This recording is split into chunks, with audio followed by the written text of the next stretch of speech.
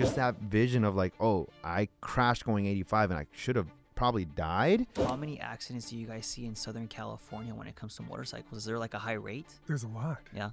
There's a lot. After an accident, there are a lot of steps that you need to go ahead and take to make sure that your case is preserved. I couldn't drive near trucks like for like months after that. Like if I saw a semi, I'm like, nah, I'm moving over like 5 lanes just because all I could think about is like, what if I DB'd again? What if that PTSD was there? It's no joke. PTSD happens, and absolutely, I would agree that you could have that after an accident. You need the right medical care, though. Do you really need an attorney even if your accident or crash isn't that bad? So that's one of the biggest misconceptions. Once the accident occurs, safety first, right? You want to make sure that, am I okay? Because with a lot of adrenaline, you really don't know. And matter of fact, I would say about 1/3 of all of our clients after an accident, they say, I think I'm okay. I'm like, are you sure about that, buddy? I don't think so. You need to go in and get checked out. This Daniel Kim guy, he's smart, guys. Hey, man, this guy knows all kinds of crazy things. All right, welcome to DK Law's All the Way podcast. Car culture is all about passion and community. But the truth is, accidents can change lives in an instant, and we hear these stories every day at DK Law.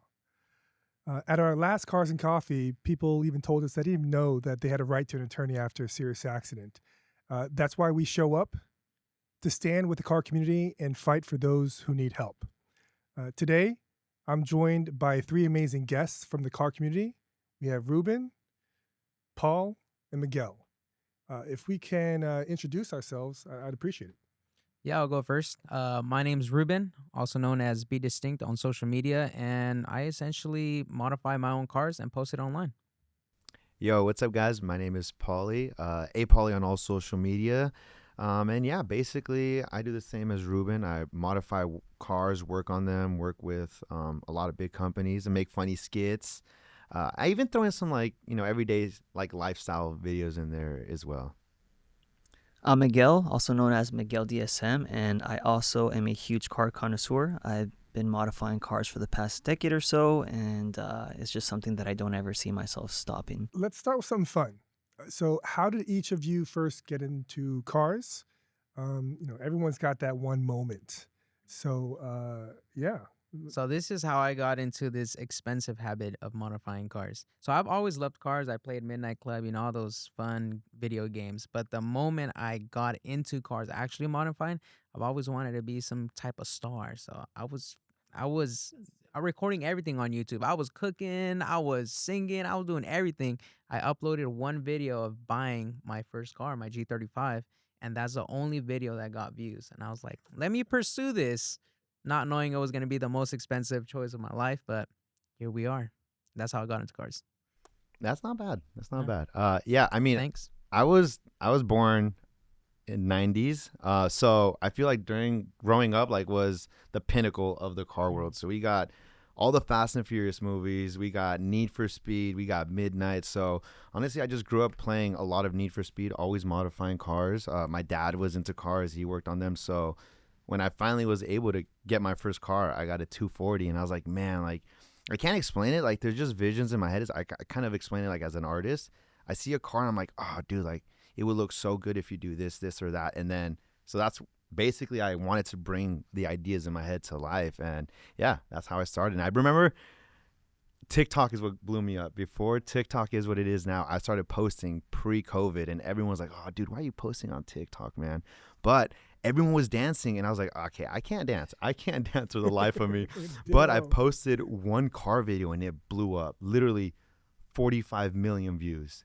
And it just took off from there. And I was like, yeah. And I just started. So it's like, yeah, I've been in the game. I got in the game early. So ever since then, I was like, yeah, let's keep it going. So I have a very similar story. I pretty much grew up in, the early 2000s with Fast and the Furious, Need for Speed Most Wanted. And I just couldn't wait till basically I could modify my own car. So my dad used to have a Mitsubishi Eclipse, just like the one in the Fast and the Furious, the first one.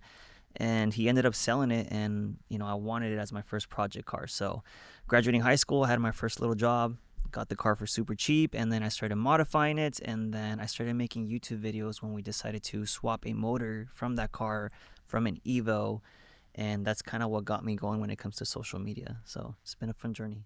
Nice. For me, when I was in high school, I think a junior or senior, that's when Fast and Furious first came out. And so that's very interesting. Same for me. Same for me. So Right on. Did you modify your first car? with a friend, yeah, I did. Yeah. Okay. I you know, everything and anything possible from what I knew back then. Yeah. I did everything to that car. What was your So, first car?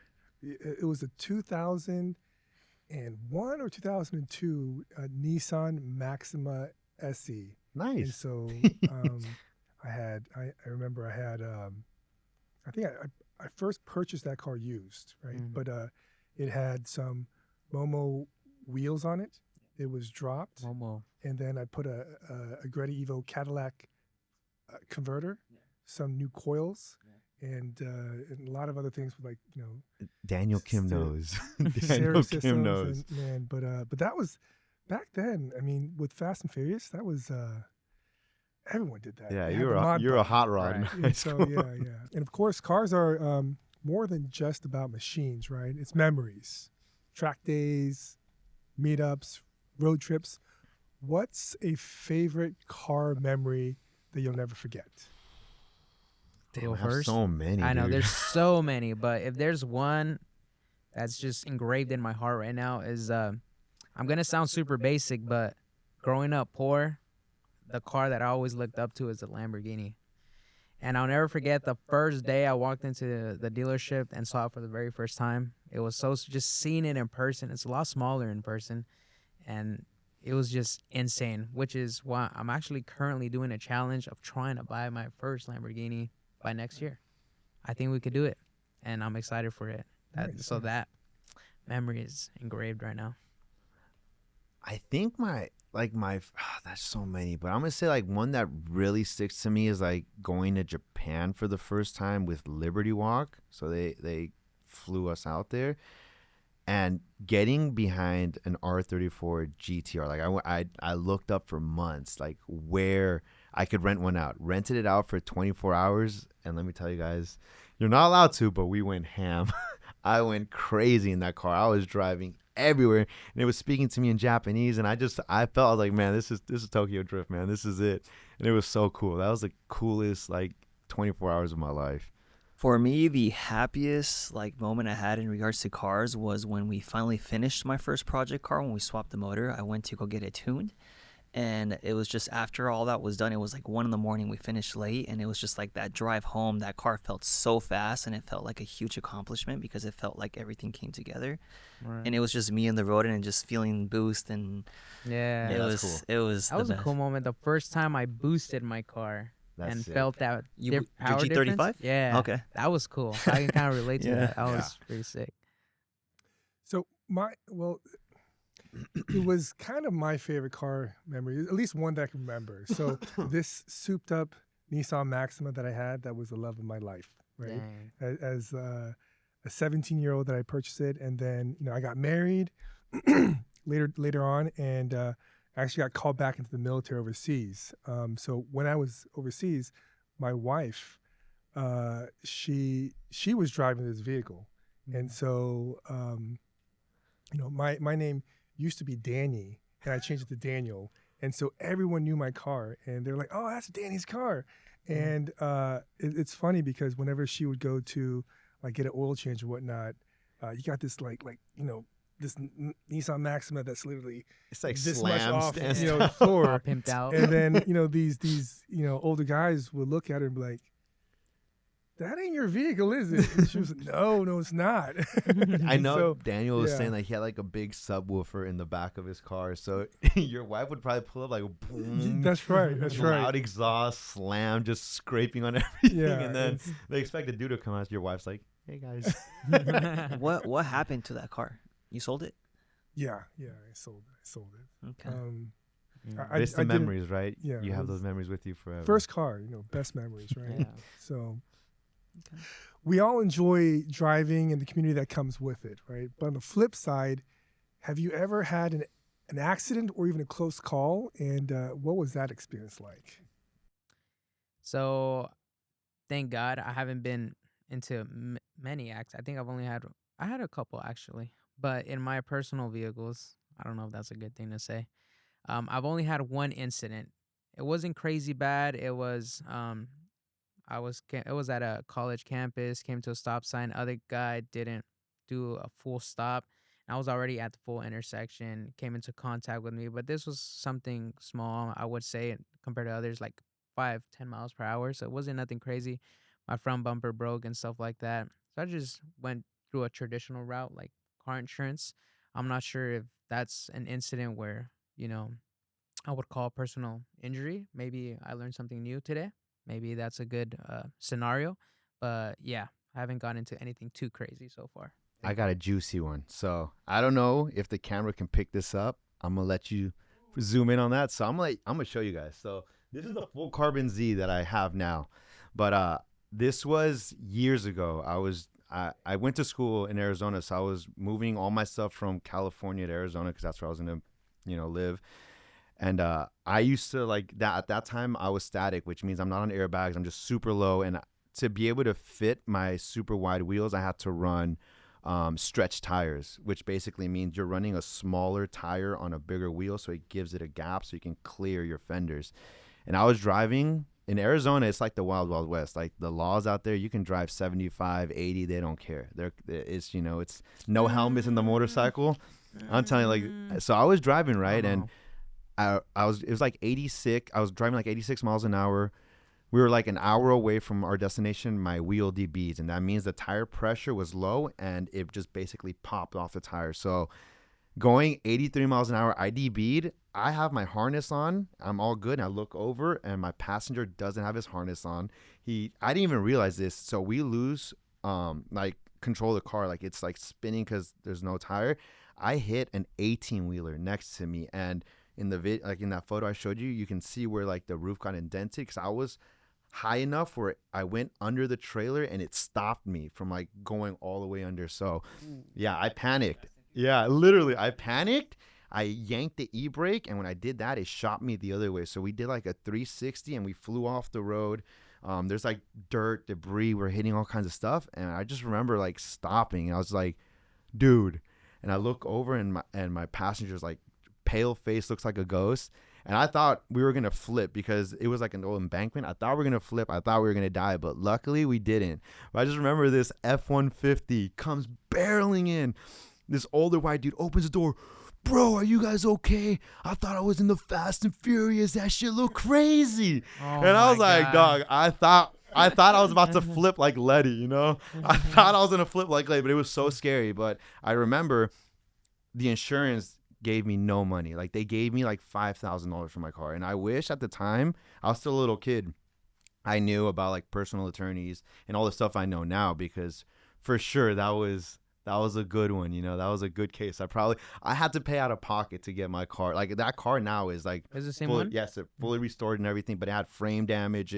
The roof, it was bad. It was bad. At least you kept it and brought it back. Yeah, I cried. I remember I cried. I cried for 2 days because I was like, dude, like all of my money, everything is in this, and I'm like 19. You know, that's like every car guy's worst fear. Yeah, but yeah, that was my craziest accident. I wish I would have known, because I know that. Like knowing now, Daniel's probably like cha-ching, cha-ching, cha-ching. Like, man, this guy had a good one. So for me, it was a little different. I used to ride motorcycles throughout college. And one morning going towards school, I was splitting lanes through the carpool lane. And I had like an AT&T driver like go over the double and like cut me off. And with motorcycle brakes, they could only brake so much before like the bike kind of loses control. And I end up sliding, and then my tire smacks his rear bumper, and I end up just falling, and I got like a slight concussion, and I got really hurt. But what ended up happening is the AT&T driver said basically there was no contact, so it wasn't really his fault. And I basically I tore my ACL, I hurt my lower back, got the slight concussion, and then my insurance still had to pay for the repairs for the bike. So I never really saw anything out of it, but it's just an accident that happened that just kind of like, one, it gave me the awareness that, hey, like your life is on the line here for one, and it's just not worth it. So I no longer ride, but for my motorcycle riders, just stay safe out there, because you never know. Yeah, I'll just I say. don't know if they have this for like commercial use, but I saw this one thing where, like when you get ejected, it's like this. Oh, I see push that. thing Yeah, that it's like just- the airbag thing that like goes off. yeah, I saw that. For motorcycle drivers? Yeah, but I haven't seen that. It's in like a real full life. suit, right? Yeah, and when yeah, as soon as it detects that you like hit, it just pops. It's like an airbag within That's your pretty suit. cool. It's actually pretty I cool. think that was a concept, no? But yeah, I haven't seen it. I don't know. I saw that for professional drivers. Yeah, But I saw like yeah, a for Moto motorcycle GT or accidents, GP. Those are rough. So, quick question for you guys in regards to your guys' cases. How many accidents do you guys see in Southern California when it comes to motorcycles? Is there like a high rate? There's a lot. Yeah. There's a lot because, you know, I mean, me personally, when I ever go from the number 1 lane to the HOV carpool, the first thing that I look as far back as possible for any motorcyclists. That's the first thing. Because if you clip them at that speed, yeah, it's you know, fortunately, you end up having to contact your next of kin. It's really bad. Yeah, I was gonna say honestly, like I actually had an attorney for work comp that passed away from a motorcycle accident. Him and his brother, but the same thing as Miguel. I used to ride. Like I learned how to ride a dirt bike when I was like 4, so I know how to ride it still, and I had a CBR 600 RR. My dream that was bike. my bike. That was my bike. Yeah. Yo, this guy's 05? copying me. It's 06. Oh, I but was it was the 05. graffiti edition. Oh, okay. It was my dream bike, but Yeah. one day I was mobbing. I'm okay. Look, They're fast. I was going like let's say triple digits, okay, and I was mobbing, but I just wanted to see, you know, like if you ever ridden a motorcycle, you know what I'm talking about, right? Like the feeling of you're going so fast. I think there's like, but it's just like the adrenaline. You just feel like you're flying at one point. But this car got in front of me. I know they didn't see me, and then all of a sudden they merged back, and I know that if I would have hit him, I should have hit him, but if I would have hit him, I would have died. I wouldn't be here. But remember, I went home, I cried, and I put my bike up for sale, and I sold it like 2 days later. I was like, yeah, I'm done. It's Yeah. not worth it in my opinion. I love to ride. I'm passionate about motorcycles as well, but it's not worth hurting your families and friends. But yeah. when you're really young, yeah, you don't you're care. so You don't dumb think, and yeah. you- That's what I'm saying. Like So- now, For me, when I was 17, this Nissan Maxima souped up. I thought I was like king of the world, and I never told anyone about this, but I don't promote this at all. Don't ever drag race. yeah, me neither. That's what I'm Don't saying. ever drag Don't race. go triple Go to the digits. track. but I did. Yeah, go to the track, right? But as a 17-year-old, you don't know about that kind of Yeah. stuff, and so Right. this was like what, like more than 2 decades ago. So I was racing with that car, and my friend had what's his dad's car, like a Lexus GS something, and so V8. something like that. And so what we didn't say is where the end would be. You should always designate just go where and- the end would be. And so we were racing, and we just kept going. And essentially he spun out, and literally it was, the entire undercarriage was like just toast. And so crazy story. I would never do that again. And so always be safe. These are all great examples why I didn't ride and why my mom told me not to ride. And thank God I Dude. listened. My mom would hate the bike. Dude, Yeah. I still miss it sometimes I though. miss it, I yeah. want to get back on it, but I'm like, I shouldn't. So car culture is exciting, no doubt. But hearing your stories reminds us why we also need to talk about this, the other side, right? Safety. What happens when accidents occur and the tough questions people face afterward. So that's exactly where we'll head next. Listening to these stories, it reminds me people always have a ton of questions after an accident. So let's flip it a bit. What are some questions you've had yourselves, and maybe ones you've heard from friends, and what to do after an accident? So let's. Well, I feel like I have a quick one. Like, do you really need an attorney even if your accident or crash isn't that bad? So that's one of the biggest misconceptions, and it's some people think I don't have any injuries, and so I think that I'm okay. But there's a few factors. One, when your adrenaline is rushing right after an accident, that doesn't dissipate for some time, and you might think, hey, I'm okay, but you actually have to have a doctor look at you, whether it's a medical doctor, a chiropractor, a professional that understands like the dynamics of how accidents occur, and how your body would react to that. Because if you've got a disc herniation, you may not necessarily feel that completely, and so you want to make sure that So the answer is yes. And matter of fact, I would say about 1/3 of all of our clients after an accident, I even have clients that were involved in like huge accidents, and literally half of their car is gone, and they say, "I think I'm okay." I'm like, are you sure about that, buddy? I don't think you're okay, so. buddy. Yeah, I you think need to go ahead and get checked out. I think people are just scared to have to pay up front for a lawyer sometimes. True. Yeah, Yeah. that's another misconception is Yeah. this thing about attorneys being so costly, and Yeah. so that could be the case where you have to pay an hourly, fee amount to an Okay. attorney, Yeah. right? And if you don't have that money, where it's like a business litigation attorney, you may end up having to pay on an hourly thing, right? But for personal injury attorneys, it's different because you actually don't have any amount of money that you have to pay up front, and so it's called the contingency fee. It's contingent upon the attorney winning your case. Oh, that's And actually if good they to know. don't, then what's 33% of $0? It's Yeah. zero. Yep. So you don't have to pay anything. And so that amount of exposure, the attorney actually takes that away to make sure that anybody can be represented on an auto accident. So And let's go wait. for it. Sorry to interrupt, but let's just say someone does contact you, an attorney. Is that process long? Is it stressful, or how long is it? Is it longer than calling insurance, or how does that go? So, I mean, for the attorneys, what they want to do is they want to take as much of that stress away because,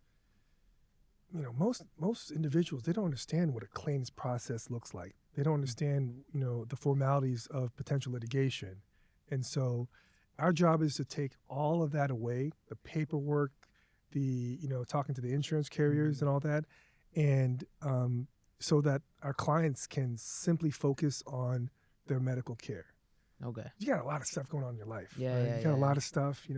If your car gets busted up, then you got to figure out how to go ahead and get that replaced or fixed. And then And that's if you're- assuming you're okay. that's right. Right. And so if you're a sole breadwinner in your family, then you got a lot of stress that you have dependents, you got a spouse, for example, whatever the case may be. And so it's a very stressful time for them individually. But for us, it's to take all that stress out that you don't need so you Okay. can focus on your health. And so, Okay. yeah. So for all the viewers that just got into an accident, what's the step-by-step process that leads up to getting an attorney? So they got in an accident, they make sure they're okay, they get the other person's information, they get checked out. So obviously, first thing, once the accident occurs, safety first, right? You want to make sure that, am I okay, right? Because with a lot of adrenaline, you really don't know, and so safety first.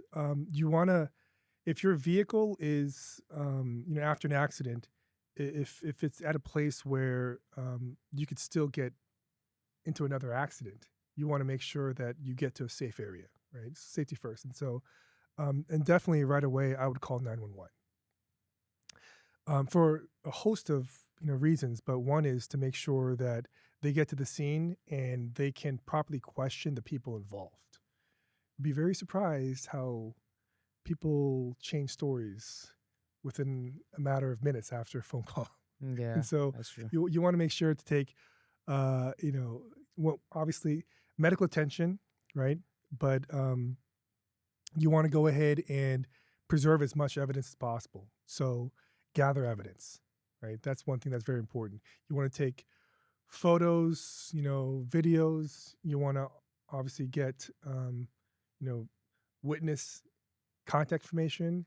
If I get into an accident, I obviously will get the information of the person that's at fault, but I would scope it out and see, did anybody see the accident?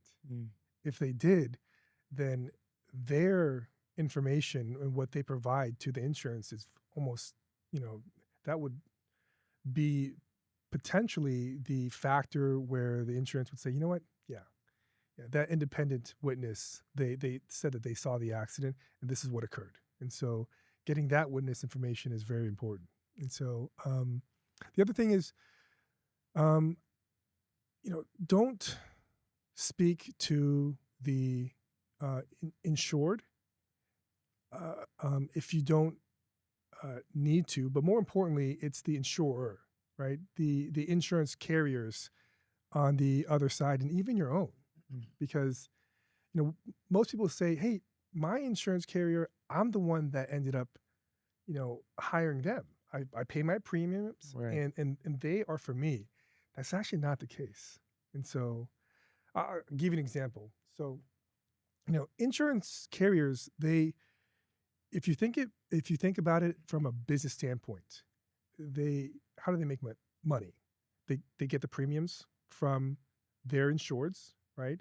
And if they hypothetically, if one insurance carrier made $100 million gathering all the premiums from thousands and thousands of insured, but they went and paid out claims of $100 million, what would happen to that insurance carrier? They gotta They go had a bankrupt. business. Yeah, Yeah. they're making no money. And so their thing is to go ahead and pay as little in claims as possible out. And so if you think about it from that standpoint, they want to pay you as little money as possible. And you have to have that mentality when you're speaking with the insurance carriers. What's your main objective? Oh, it's to undervalue my claim and to screw up my ability to go ahead and be made whole. And from that standpoint, I would not talk to the insurance carrier. And what's, very counterintuitive is that same thing happens with my insurance, right? So for example, liability insurance is when you're at fault, right? Right. And on top of that, in the event that the other person is at fault, you use their liability insurance, right? But if they don't have any insurance, or if they don't have enough coverage because your injuries are really bad, you have the ability to purchase uninsured motorist bodily injury coverage. Yeah, So- so that your insurance covers Your insurance covers. whatever they it- can't pay. Correct. If they exhaust their insurance, then you have the ability to tap into your own. So you're not jeopardizing your future based off of somebody else's financial responsibility. So because your own insurance then has some financial exposure, you They have a cover your conflict of stuff. interest Yeah. in a sense because they're really not on your side. Mhm. Right? They And don't- I mean, so- at the end of the day, they're a business. They want to save as correct, much money as they correct. can. And so that's why before you even talk to you could talk to your insurance about what happened, but when they start talking to you about what injuries that you have, you've got to just tell them, look, I've got an attorney that's representing me, and I've been told to not talk to you about those injury matters. Speak to them about I that. plead the right? fifth. You have that option, Yeah. Yeah. Just like you list do them with- all. List them all. or just like you do with cops. So really, look, you got to gather the evidence. Yeah. Don't speak to the insurance carrier, whether it's a third party of the defendant or the first party for your own. Obviously, get medical attention, right? Because you just don't know the scope of your injuries. Yeah. That's You true. have- I think have Miguel had no another idea. question. Did you? I don't want- know. I was just thinking about the process as well. Okay. Yeah, I yeah. do have one question though. Even because I feel like a lot of people want to know this, even if you're not hurt. Okay, like let's say you get in an accident, right? You know you're not hurt, but now you don't have a car. Is that still something they can contact you for, or is that just like So certain law firms help with the property damage claim. We do, and some certain law firms don't. Okay. Right. But let me give you an example. If you're walking and you step on a nail that's out of the ground, and obviously it penetrates in the bottom of your foot, you're gonna feel a shock wave of pain, right? And obviously you got a laceration, you're bleeding in the bottom of your foot. You know what's worse than that is if the same thing happens and you don't feel anything. You understand what I'm Yeah, saying? yeah, right? yeah. That's nerve damage, Yeah, yeah. right? And so sometimes you won't even feel the pain. And so, and other people, some of the most difficult clients that I've had is, people that have the ability to, their pain tolerance level is just sky high. Mm. And it's just part of, who they are, the makeup of them, whether it's because they're semi-professional athletes or people that are ex-military that really have a high tolerance for pain. They could be some of the worst clients in respect to the fact that they can't voice, properly how bad that they're injured. And so even if you feel like you're not okay, have a medical professional.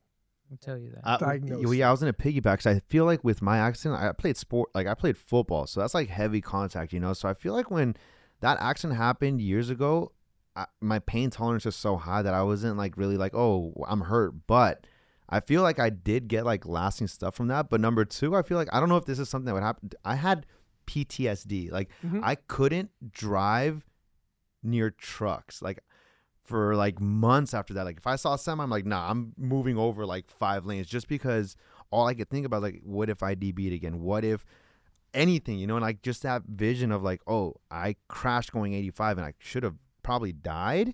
That PTSD was there forever. So it's like, I guess my question is, even if you're not hurt, like let's say someone hits you like pretty bad, you miraculously can walk away from it, but now you have PTSD. Is that stress on the claim, or can you get? Yeah. So, so there are two components for somebody to be able to, get some form of compensation to be made whole. One, it's called special damages. The things that you could quantify, like medical bills, right? Loss of wages, right? And, medical bills, loss of wages, and things that you could actually put a number to.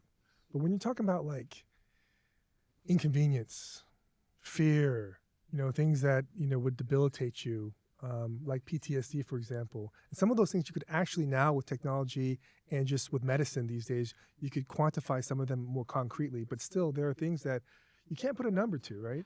And so those things are called general damages. And, the pain and suffering part. Those are the things where you can't quantify, but you still should be compensated for it. And so, yeah, absolutely. Look, PTSD definitely occurs after an accident. Let me give you a PTSD example for me that's not non-car accident related. When I was, serving overseas in Baghdad, Iraq, I heard IEDs going boom, right? And you hear it often, and some of them will shake the ground. And so I got out from the military, honorably discharged, came back to Orange County, was with my wife, and we were living right across the street in an apartment complex across the street from the Angel Stadium.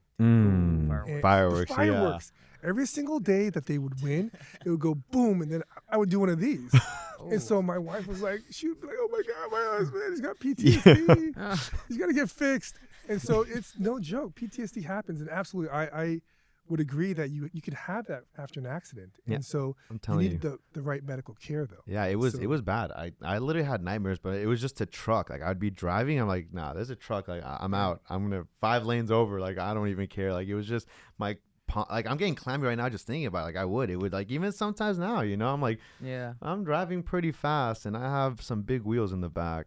And I think that's like the hardest part, like recognizing that you could have health problems, because I like growing from a Mexican family, they teach you to just be strong, dude. Be strong. Like I'll just walk it off. I'll walk it off. No, really. Or, like put some vapor rub. Yeah, Vaporub, yes. Like I hit myself like put Vaporub. I'm like, Mom, what is that? You'll be fine, bro. That has nothing to do with it, But I recently had a friend, literally just like 4 days ago. She texted us. She got into a little. They both backed up into each other parking lot. Like, it was a minor accident, just a little small bumper, but even things like that, she was fine that day. But literally 3 days later, she's like, I have the hardest back pain ever, and she had to go to the ER and got a ER medical bill. And so there's a little bit of a very interesting nuance to that. It's called an eggshell skull plaintiff. So as if, let me give you just a brief lay-term example of that. If your basically head is made out of eggshell, and somebody ended up, through their negligence, hitting you, and it broke. Obviously, had you been a normal person without a shell of an egg, the head made out of an eggshell, then you wouldn't have been injured. But, at that point in time, whose fault is it, though? It's obviously the person that, with the negligence, ended up hitting you. And so what that basically means is if you have a pre-existing condition, the classic example is I fused my back because I got into a prior, it didn't have to be an accident, just some injury, and I had a pretty major surgery, and I'm more delicate than the average human being because of that surgery, and from the small tap, it actually made it worse. That eggshell. Correct. And Mm. so, not saying that she was, but you know, Right. that's a possibility. And so that needs to be taken into consideration, because if I'm more sensitive, Mhm. right, then you should be able to take that into account. Yo, And this what if- Daniel Kim guy, he's smart, guys. Hey, man, this guy knows all kinds of crazy things. But Y'all what- need to what y'all need if to hit the him up. other person wasn't insured.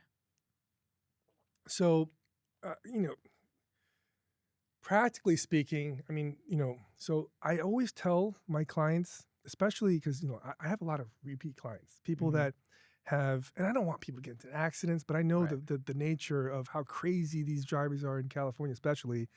It is, if I've had clients who got into an accident and they didn't have the coverage that I was talking about, the uninsured motorist bodily injury coverage. And I said, after the case where I was able to help them out, but not really to the point that I wish I could have had they had more insurance. Right. I would tell them, look, man, I'd love to help you out more, but I need to make sure that you protect your own interests and have the proper coverage for yourself. Mhm. Don't put your hands don't put your life in the hands of somebody else that you don't know, right? And the reason why is because, look, if they don't have any insurance, it's, to put it basically, it's, you could still try to go after the other individual, but they could be somewhat judgment proof. I'll give you an example. If someone's 18 years old, they're broke as a joke. They could barely make rent. Only liability. They have no insurance at all. Mhm. And if you try to sue that individual, you could get a judgment. But how are you going to collect on that? Right. So the practicality part of that is where you need to, it's not like how much should you get paid, but how much could you? Right. And so that's why I would say to preempt that and get proper coverage. And so, Gotcha. yeah, you definitely got to do that. And if you have the proper coverage, you would go Yo, this guy's about to through your do insurance. Yeah, I gotta- insurance Yeah, fraud you over could, here. you could, you This could. guy's getting ready for insurance fraud. He Yeah, just got insurance a question. yeah, insurance My fraud bad. over here. Yo, I mean, it's a real case, so I'm- this I'm- guy's asking. I'm yo. asking to No, help no, out no. my Hey, friend. just you so know? you No, guys no, know, of course, Ruben of just got a course. GTR and he needs to find money fast. No. GTR's at the shop. but- It's fine. All right, yeah, at the shop. Okay. No, So- but you know, these are all really good questions, because people, you know, you don't know what you don't know. Right. And so the point of insurance is when, you know, if I could curse, but when shit hits the fan, when Mhm. things get really rough, that's when you use insurance. You don't want to use, you know, you don't want to use your homeowner's insurance when there's a fire. Mhm. Right? Yep. That's like when things are really bad, is when you use that. And so if you could prevent that from happening, somewhat preventing, not preventing the actual occurrence, right? But preventing, like, in the event something like that does happen, you want to protect yourself, and you want to be ready for those things. I see. What if you're on the other side? So if you're negligent and like you basically hit someone, and then your insurance premium doesn't cover all the expenses, and they try to garnish your wages or come after your assets, can they still contact an attorney, or how would that work? Yeah, good question. You know, it wouldn't be me, Mm. because I'm a plaintiff, personal injury attorney, and so usually when you have insurance, that insurance would then go ahead, and if you ever get served documents, you know, knock, knock, knock, you know, are you so and so? Yes, you're served, right? If you ever get served documents, you go ahead and provide that to your insurance carrier, and then they would then, under the policy, be able to go ahead and you know, have a defense firm represent you. Okay. But you know, the unfortunate part about that is, you know, their obligation would only be to the policy that you had, and if that is not enough, then, you know, there are other, you know, not to get too much into the weeds of things, but, you know,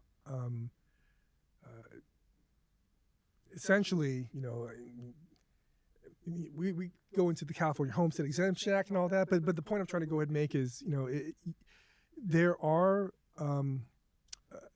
so the defense firm, essentially, because I don't want to get too technical about this, but essentially, you would have a defense firm help you out, and if you have more exposure at that point in time, you could hire your own attorney if you need to. But you know, those are kind of the recourses. It wouldn't be me, because Gotcha. I'd be on the other side. So you have to find like a Joey. defense attorney for yourself. One would likely be designated by your own insurance carrier. Are those actually good? They're trying to save money, Miguel. That's what I'm saying. They're trying to save money.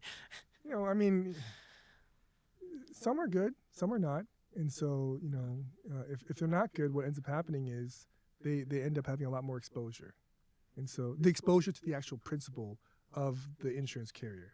And so, but, you know, it all depends. Yeah. It all depends.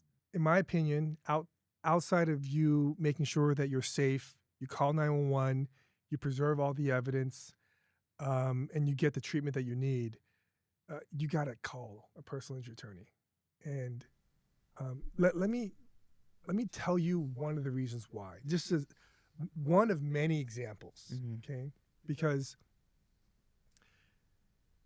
you know, on offshoot, if you have an immigration issue, right, you don't know all the steps involved with the IRS, do you? Nope. I don't either, right? And so I would say the same thing with regards to a personal injury attorney after an accident. There are a lot of steps that you need to go ahead and take to make sure that your case is preserved, right? And you got to hire a personal injury attorney because they know all the steps that are needed to make sure that your rights and interests are protected. The classic example is, hey, I got into an accident, or I didn't have any money, so because of that, I didn't see any doctors, and it's been 2 months since the accident. Can you help me out? Had you called me 2 months ago, then, you know, I would have been able to tell you that even if you didn't have any money, we could go ahead and have, there are doctors out there that you could potentially see on a personal injury lien, okay? And that means it's a legal IOU. You're saying to the doctor, hey, look, I owe you for the services that you rendered over to me, but I'm going to get that from a potential settlement that I have. Is that okay? And they would usually say yes if they work on a personal injury lien. So the insurance carriers take the standpoint of, well, what would a reasonable person do? If you were injured, what would you do?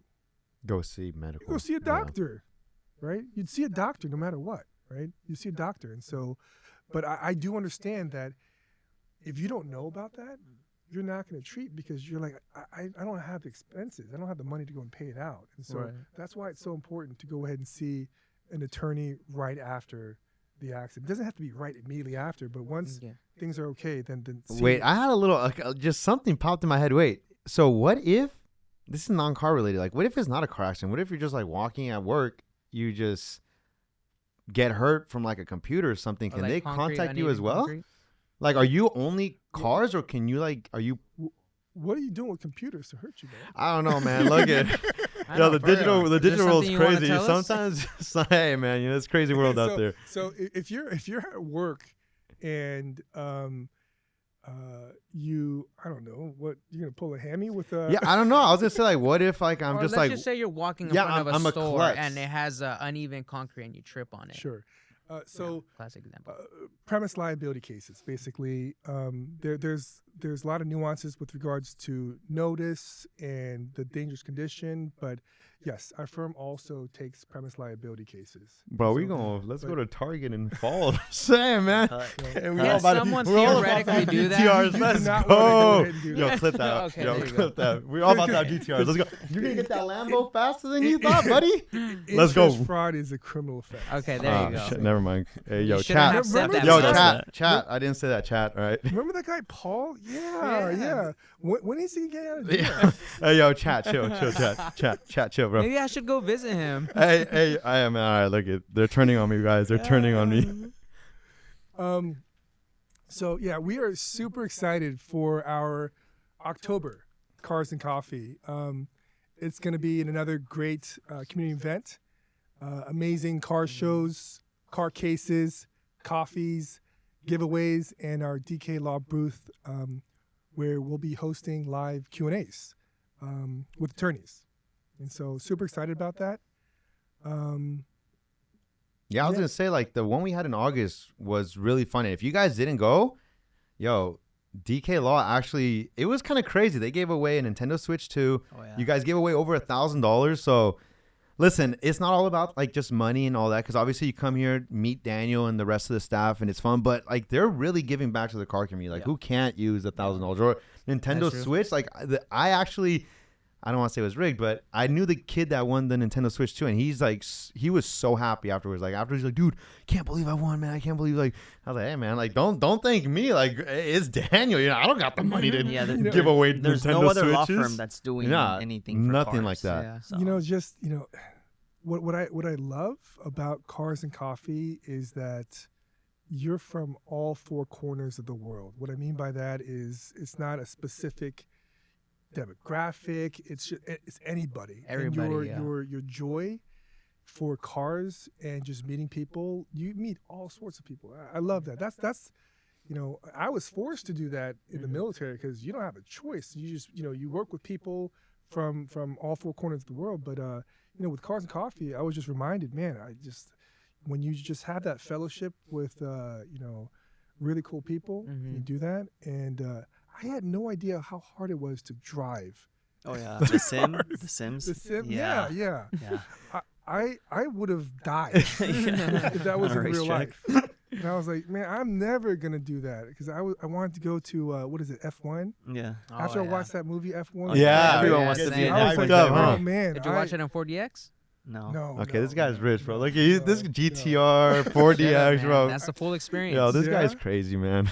But that was awesome. So I love that experience. Yeah, and I was gonna So, say, like, yeah. I mean, you don't just have to be a car person to come to the Cars and Coffee either. Like, even if you're not into cars, just come in and hang out. You like I said, you meet Daniel and the rest of the staff here, but you also get to ask questions. You get to just have fun, just mingle around. Like, it's not just about like the big prices. Like, there's a lot of other things. So even if you're not into cars, come to the Cars and Coffee. Like, it's a lot of fun. You can make friends. You can meet your wife. Yeah, that's That's true. honestly, Just yeah, saying, literally. Just a thought. Just I was a gonna thought. say, yo, I've hey, seen it too many times. yeah, No, yeah. but even from like a car person standpoint, at least I'll talk about for myself. But why I switched to Cars and Coffee more over your traditional night meet. Why I stopped going to night meets, and I I don't already know know if where I'm- this is going. I don't know if I'm getting older, but just Cars and Coffee are just everybody's so chill. I don't know if it's Mhm. too early. Everybody's kind of relaxed. Waking up. Nobody's got All the enough hooligans aren't energy, out, right? you know. And at night, All the little as much hooligans. as you I'm gonna try use my older- to compose a structured meet,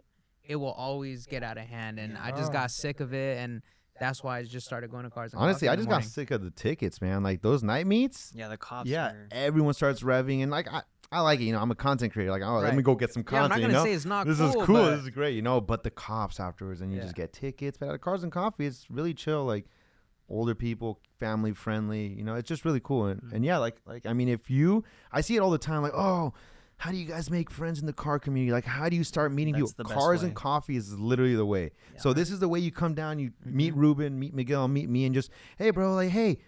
Yo, you put an Evo engine into your check out the cars. Eclipse. Like, how did you do that? And you Yeah. start Right. talking. Like, I've met so many people, and I've companies and like so many opportunities from literally just Cars and Coffee, and just like coming and just you gotta get out of your comfort zone a little bit. But That- hey, dude, like I've seen your videos. My name's this.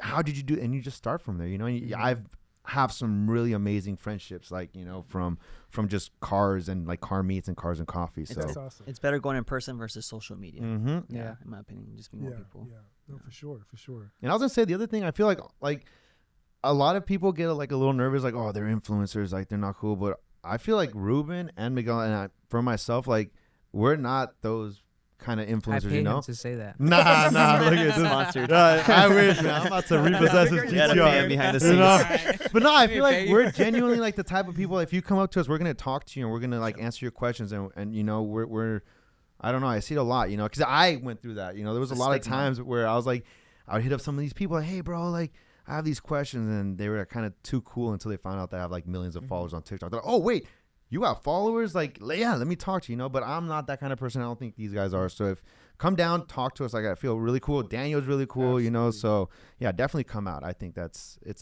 really good It's a very opportunity. down to earth. There's Yeah. gonna be more giveaways, or what's the plan with this Cars and Coffee coming up? What's gonna be involved? There's gonna be a lot of stuff. Yeah. I mean, Sounds good. so you're gonna have to stay tuned. Stay Stay tuned. tuned. Stay tuned, tuned, guys. Like and follow for Yeah, part 2. This is getting crazy, man. And so, so join us this October, Cars Coffee Community and real conversations about safety. We'll announce the details very soon, so definitely please stay tuned. Stay tuned, guys. Yeah, Spooky I'm season. excited. Spooky season. Cars and coffee. That's my favorite month. Me too, bro. I They should swear do to it at God. Riverside with the because they could bring out Honestly, a lot of cars. we could. I was. If you guys want to collaborate, Yeah, with Cars and Coffee Riverside. But I was gonna say the other thing is I think they low key have an insurance. oh, do they? Yeah, person. What's already. different, attorney versus? No, I think it's an attorney oh, as well. is it? Oh, okay. Yeah, okay. because I was telling Sarah before that look at off the record, like they try to work with me, and I was like, you guys are cheap. I'm not gonna do this for this amount, you know. I was like, no way. They wanted basically all I'm doing for Daniel, but I was like, no. I was like, so yeah. But I don't know. Maybe we can get them to come out and collaborate. Thank you again to Ruben, Paul, and Miguel for joining us today. To everyone listening, make sure to follow, share with your friends, and come hang out with us at the next Cars and Coffee. Yep. We'll see you at the next one. See you guys there. At DK Law, we go all the way for our clients and community. If you're injured in an accident, just give us a phone call.